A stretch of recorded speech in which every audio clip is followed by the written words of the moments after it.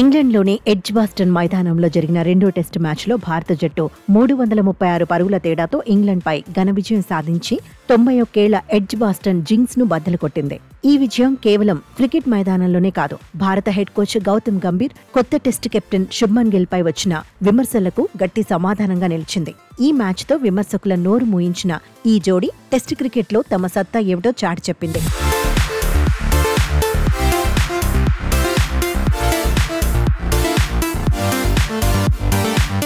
గంభీర్ 2024 జూలైలో హెడ్ కోచ్గా బాధ్యతలు చేపట్టినప్పటి నుంచి టెస్టు క్రికెట్లో భారత జట్టు ఫలితాలు నిరాశపరిచాయి.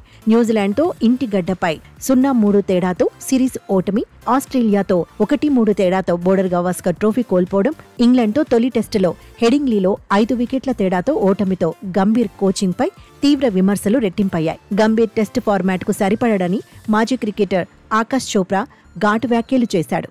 మాజీ ఇంగ్లాండ్ స్పిన్నర్ మాంటీ పనేసర్ కూడా గంభీర్ బౌలింగ్ యూనిట్ను సమర్థవంతంగా నిర్వహించలేకపోతున్నాడని, సరైన బౌలర్లను ఎంపిక చేయట్లేదని విమర్శించాడు. అదే సమయంలో శుభ్మన్ గిల్ కెప్టెన్సీపై కూడా సందేహాలు వ్యక్తమయ్యాయి. రోహిత్, విరాట్, అశ్విన్లో టెస్టు క్రికెట్ నుంచి రిటైర్ అయ్యాక 25 ఏళ్ల గిల్ను టెస్టు కెప్టెన్గా నియమించడం పట్ల మిశ్రమ అభిప్రాయాలు వ్యక్తమయ్యాయి. శుభ్మన్కి అనుభవం లేదు. సీనియర్ ఆటగాళ్లైన బుమ్రా, రవీంద్ర జడేజా, కేఎల్ రాహుల్కు అవకాశం ఇవ్వాల్సిందేనని వాదనలు వినిపించాయి.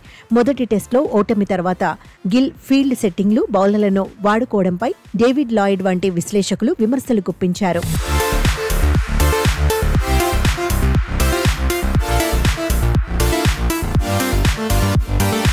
అయితే ఎడ్జ్బాస్టన్లో జరిగిన రెండో టెస్టు ఈ విమర్శలన్నింటికీ గట్టి సమాధానం వచ్చింది. శుభ్మన్ గిల్ కెప్టెన్గా తన సత్తా చాటుతూ తొలి ఇన్నింగ్స్లో 269 పరుగులు, రెండో ఇన్నింగ్స్లో 161 పరుగులతో చెలరేగాడు. ఒకే టెస్టులో డబుల్ సెంచరీ సాధించిన తొలి భారత కెప్టెన్గా గిల్ చరిత్ర సృష్టించాడు. సునీల్ గవాస్కర్, విరాట్ కోహ్లీల రికార్డును అధిగమించాడు. ఓవర్సీస్లో పరుగులు చేయలేడనే అపవాదును ఈ 2 ఇన్నింగ్స్లతో తిప్పికొట్టాడు.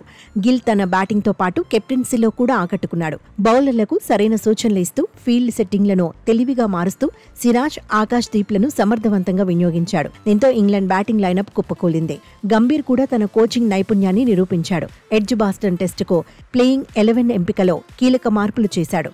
కీలక బౌలర్ అయిన బుమ్రా లేని ఈ మ్యాచ్లో ఆకాష్ దీప్, మహమ్మద్ సిరాజ్లను సమర్థవంతంగా ఉపయోగించాడు.